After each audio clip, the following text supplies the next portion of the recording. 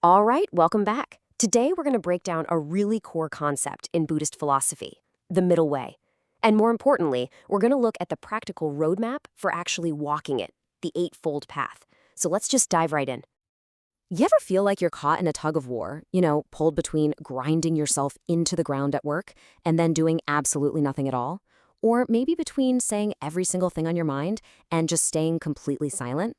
Well, that feeling of being stuck between two extremes, that is exactly what the Buddha was talking about 2,500 years ago. So here's how we're going to tackle this. First, we'll get a handle on what the middle way actually is as a philosophy. Then we'll get into the map for it, the Eightfold Path. We'll break that down into its key parts, the foundation, the inner work it asks of us, and finally, where this whole journey is supposed to lead. Okay, so before we even think about taking a single step, we really need to understand the guiding principle behind it all. What exactly is this middle way? The middle way really has two layers to it. At its core, its root meaning, it's this deep philosophical idea. The early scriptures talk about it as a way of seeing the world that completely avoids that rigid black and white thinking. That endless debate of does something truly exist or does it not exist at all? The middle way says, hey, reality is way, way more nuanced than that. But then there's the second layer, the extended meaning, which is super practical for our everyday lives. It's about navigating a path right down the middle of two extremes. On one side, you've got total sensual indulgence, just chasing one pleasure after another. And on the other side, you have extreme self-denial, harsh asceticism. The middle way makes the case that neither of those paths is going to get you to real clarity. They're both dead ends. Okay, so if the middle way is the big idea, the guiding philosophy, then how in the world do you actually live it? Well, that's where the Eightfold Path comes in. You can think of it as the detailed, turn-by-turn map for the entire journey. And here they are, all 8 steps. Now, looking at this, it might just seem like a simple to-do list, right? But these steps are all deeply interconnected. They're meant to be developed and practiced together, covering literally every part of our lives, from what we believe deep down to how we act every single day. Now, to make this whole thing a lot less intimidating, we can bundle these 8 steps into 3 core practices. First, you've got wisdom, which is all about how we see the world. Then, ethical conduct, which guides how we interact with everyone and everything. And finally, mental discipline, which is where we get into the nitty-gritty of actually training our own minds.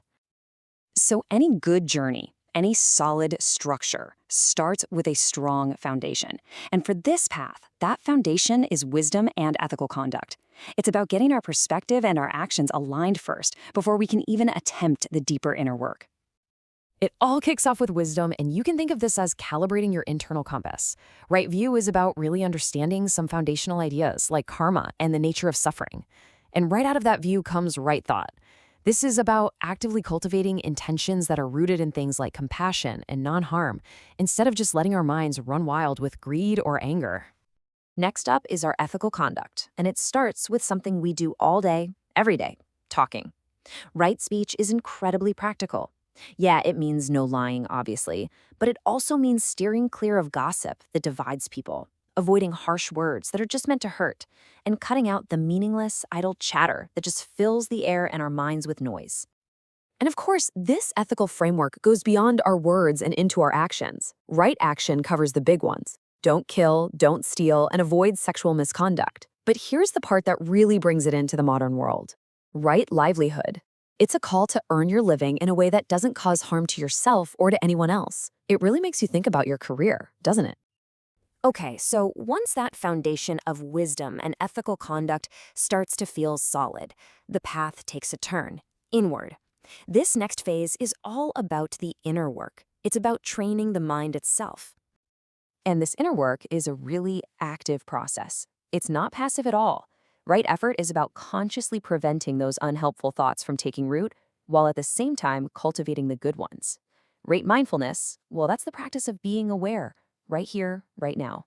And it all leads to right concentration, which is the ability to actually unify your mind and bring it to this calm, stable point of focus. And really, this quote just nails the whole point of the inner work. The goal is to develop a mind that's not just paying attention, but is also settled and neutral. Because it's from that place of calm, non judgmental stability that we can start to see things as they really are, without all the filters of our own biases and knee jerk reactions. So, after all this effort, understanding the world differently, changing how we act, training our minds, where does it all lead? What's the final destination on this map? The goal is nirvana. And to put it really simply, that means the end of suffering. It's the extinguishing of those internal fires, the greed, the hatred, the confusion. It's a complete stop to that constant nagging wanting that keeps us stuck in a cycle of being dissatisfied. Now, here's a really cool, subtle idea to wrap your head around. The eightfold path that we consciously work on, the effort we put into being mindful or speaking kindly, that's called the preparatory path. It's like all the training and practice you do. It's absolutely essential. But all that work is just to prepare the ground so that the true noble path can arise all on its own once our wisdom, our conduct, and our mental discipline finally click into place. So, you see, the Eightfold Path isn't just some dusty, ancient set of rules. It's a living, breathing framework for navigating that tricky space between extremes, for training our own minds, and for walking step by step toward a little more clarity. The map has been laid out for us. The only question left is, what's your next step?